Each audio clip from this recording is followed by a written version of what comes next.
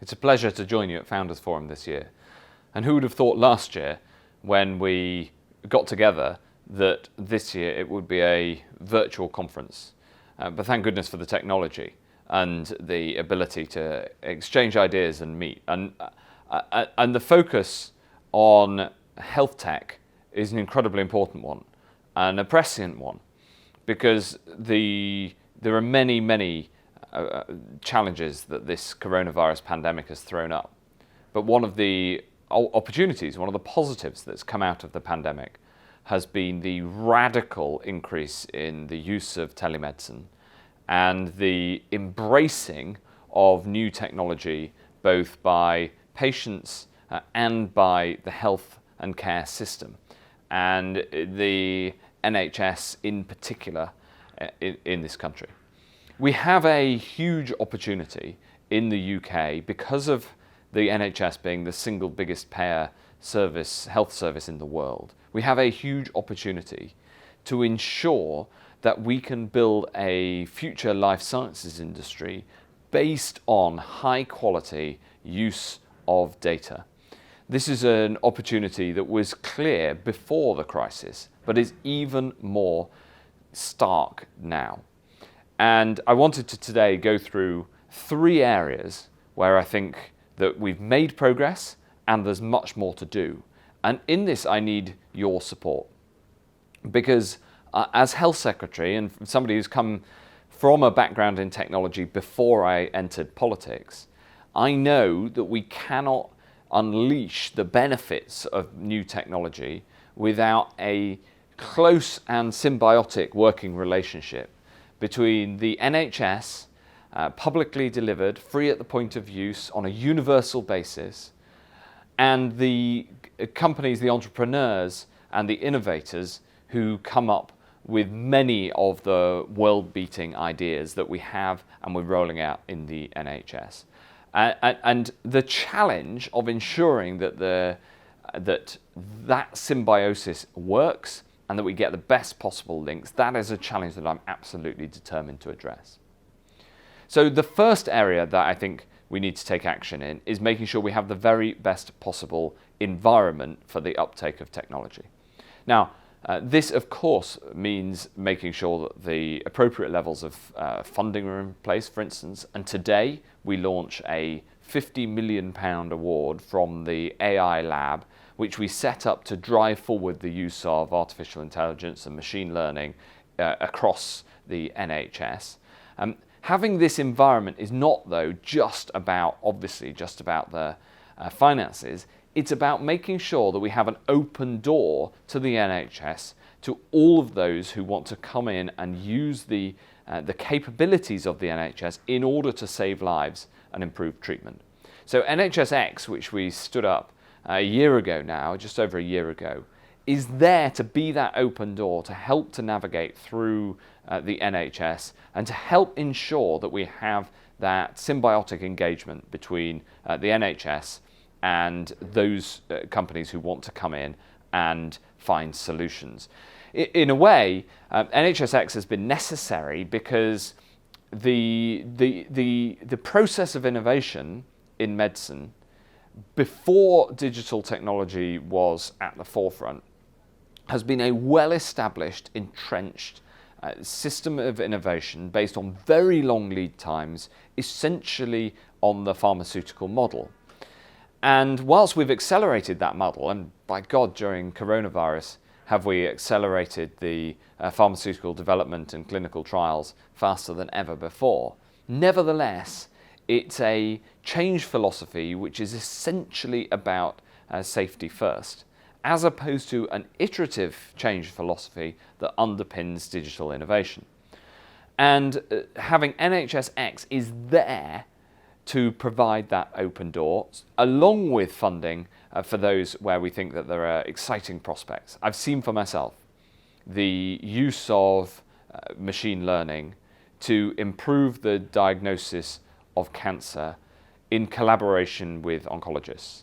I've seen the ability of a machine learning tool to be able to highlight the areas that need to be taken in a in an operation of cancer surgery. We're seeing in this award work to bring AI to improve kidney disease diagnosis and many other both diagnoses and then improvements of surgical and medical techniques through the use of better use of data. So the first area that we must advance and continue to advance, where we've made significant progress in the last couple of years, but we've got much further to go, is improving the environment for innovation and the engagement between the NHS and the private sector. The second area is the use of data. And I mean this in the broadest sense, ensuring that the data architecture of the NHS is interoperable, ensuring that we have a high quality data architecture that protects privacy whilst allowing for research and allowing the use of that data to find insights and then apply them in a clinical setting. You know, we have the biggest and most comprehensive and universal health data system in the world in the NHS.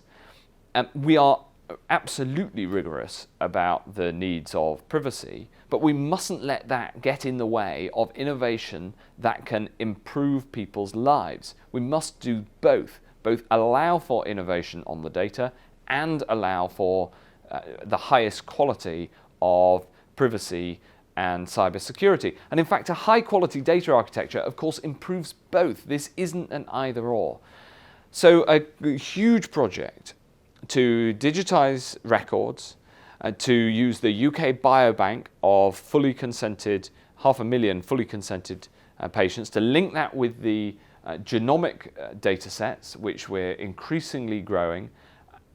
And after all, good genomics is essentially a data business because understanding your genome is about making mashable data that can then be used to analyze in order to diagnose and to improve research. This combination of clinical data, of genomic data, and of the behavioral data that we gather from other parts of our lives, this combination is a huge opportunity. So getting the data architecture right of the NHS, making it interoperable, and ensuring that people can come in and use it, that is critical too. That's part two. The third part, where we're putting in enormous amounts of effort, is to try to change the culture of the use of health tech and the use of data within the NHS. One of the most useful things that we did during the peak of the coronavirus was the copy notice, which is changing the regulations on the use of data within the NHS, essentially to say that so long as you protect your data rigorously, what matters far less is the format in which that data is stored or the particular application in which data is transmitted. What matters is protecting the data and ensuring you have a high quality privacy, not the precise means by which that is done. And at the same time, we put our information governance onto one piece of paper that could then be transmitted to frontline staff right across the NHS to cut through some of the over-bureaucratic information governance rules that had built up over time. This has been hugely warmly received, and we're going to go further and simplify those rules further, and crucially put those rules in the hands of those working right across the NHS in order to change the culture to see data as an asset on which we can build the future of the NHS, rather than data as something that needs to be protected and hidden away. It needs to be, our privacy needs to be protected, the data needs to be used to save lives. Changing that culture is absolutely critical.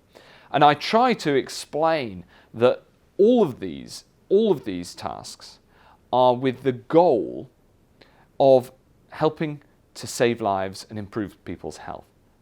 I care about technology and I care about health tech because I care about people.